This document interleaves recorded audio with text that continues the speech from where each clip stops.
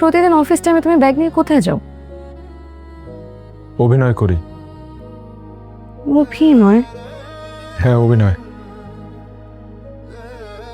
আমার মতো মধ্যবিত্তদের অভিনয় করা ছাড়া আর তো কোনো উপায় নেই। আমরা খুব সহজে সত্যটা বলতে পারি না, কি করব বলো? তাই সত্য লুকানোর অভিনয় করি। আমি প্রতিদিন সকালবেলা অফিসের জন্য বের হই, কিন্তু আমার তো কোনো অফিস নাই। বিভিন্ন অফিসে ঘুরি চাকরির ইন্টারভিউতেই, কিন্তু আজ পর্যন্ত আমার কোনো চাকরি হয় নাই।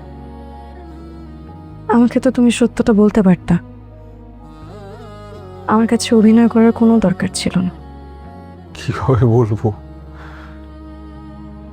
তোমার এই অবস্থায় যদি তোমাকে এই কথাটা বলি, তুমি যদি আপসেট হয়ে যাও। মা অসুস্থ, মা যদি জানে, মা যদি আরো অসুস্থ হয়ে যায়। এর মধ্যে জুয়ের বিয়ে কয়দিন পর, ওইটা জানতে পারলে ও যদি ডিপ্রেসড হয়ে যায়। তাই আসলে কাউকে আমি সত্যিটা বলতে পারি নাই। আমাদের জুয়ের কপাল ভালো, ছেলেটা দেখতে যেমন সুন্দর তেমনি বিদেশ থাকে। তো বিদেশ চলে গেলে আমি থাকবো কি করে? আমার একটা মাত্র বোন। একটা মাত্র বোন দেখে কি সারা জীবন নিজের কাছে রেখে দিবা? বিয়ে দিতে হবে না? কিন্তু এত দূর চলে যাবে এটা ভাবতেই তো কষ্ট লাগতেছে।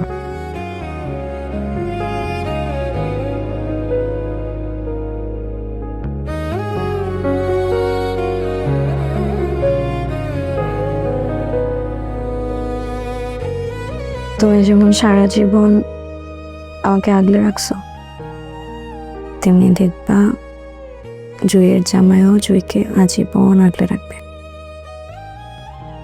একটু দূরে থাকুক, কিন্তু জুই যদি ভালো থাকে তাহলে আমাদেরও তো ভালো লাগবে, তাই না?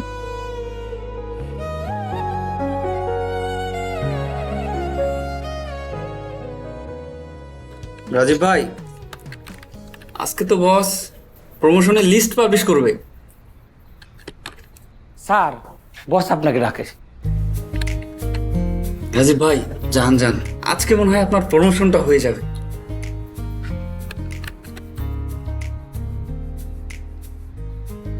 আপনি মনে হয় আমাকে ডাকছেন প্রমোশনের ব্যাপারে। প্রমোশন? জি স্যার। আপনি লিস্ট দেখেননি? না স্যার, প্রমোশনের লিস্ট তো দেখার সৌভাগ্য হয় না। প্রমোশনের না, আপনি চাকরি থেকে ছাঁটাই শর্ট লিস্ট দেখেননি? না স্যার। দেখেন, I am sorry to say আপনার চাকরি চলে যাচ্ছে বোর্ড অফ ডিরেক্টরসের সিদ্ধান্ত।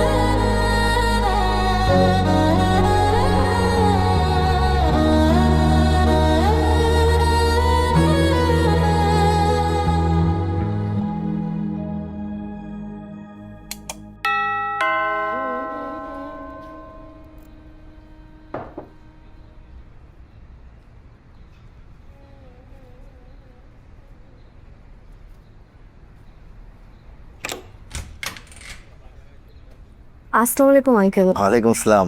ভালো আছো? জি আঙ্কেল। রাজীব বাসায় নাই? না আঙ্কেল, ও তো বাসায় নাই, অফিসে।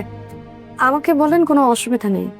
না, আসলে বলবো কি, তোমরা তো এতদিন ধরে আসো এই বাড়িতে, কখনো ভাড়ার জন্য বলতে হয় নাই, আমিও কখনো আসি নাই। তো আজকে দেখতে দেখতে 19 তারিখ হয়ে গেল, তো ভাড়াটা এখনো দিল না। আঙ্কেল আসলে ওর এই মাসের বেতনটা পেতে একটু লেট হচ্ছে, তো তাই সময় মতন ভাড়াটা দিতে পারিনি। বেতন পেলে আঙ্কেল আমি নিজে যেয়ে দিয়ে আসবো। না ঠিক আছে, না তোমরা তো সবসময় 5-7 তারিখের মধ্যেই ভাড়া দিয়ে দাও, এবার একটু দেরি হইতেছে, তাই ভাবলাম যে ভুলে গেলা নাকি অন্য কোনো সমস্যা, তাই দেখতে আসলাম। না না আঙ্কেল, কোনো সমস্যা নেই, সব ঠিকঠাক।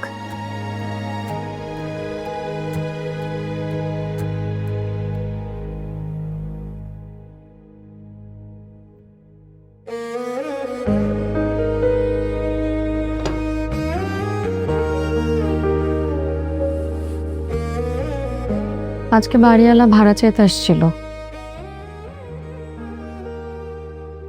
দিয়ে দিতা। আমি কোথা থেকে টাকা দেব? তুমি কি আমাকে কোনো টাকা দিয়ে গেছো? আর ওই এমনিতেও ওই নিচের দোকানদার কিছু টাকা পাবে।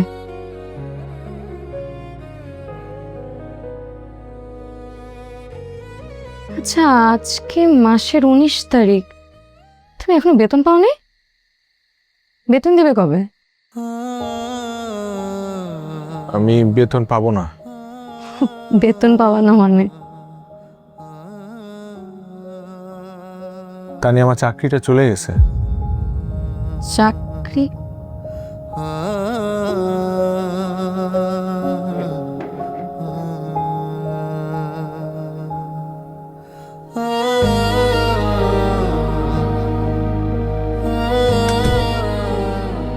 তুমি না বলছিলা তোমার কোনো চিন্তা নাই, তোমার উল্টা প্রমোশন হবে?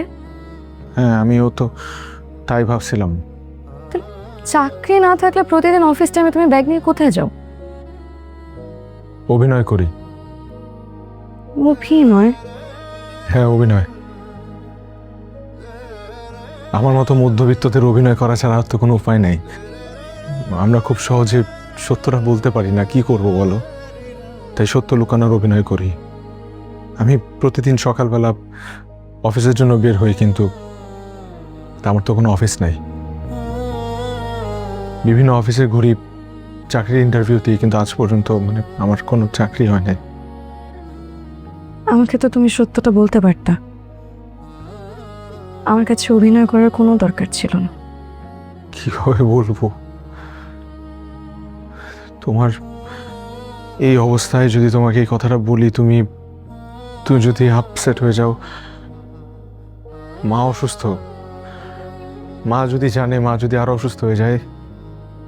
এর মধ্যে জুয়ের বিয়ে কয়দিন পর, ওইটা জানতে পারলে ও যদি ডিপ্রেসড হয়ে যায়। তাই আসলে কাউকে আমি সত্যিটা বলতে পারি নাই।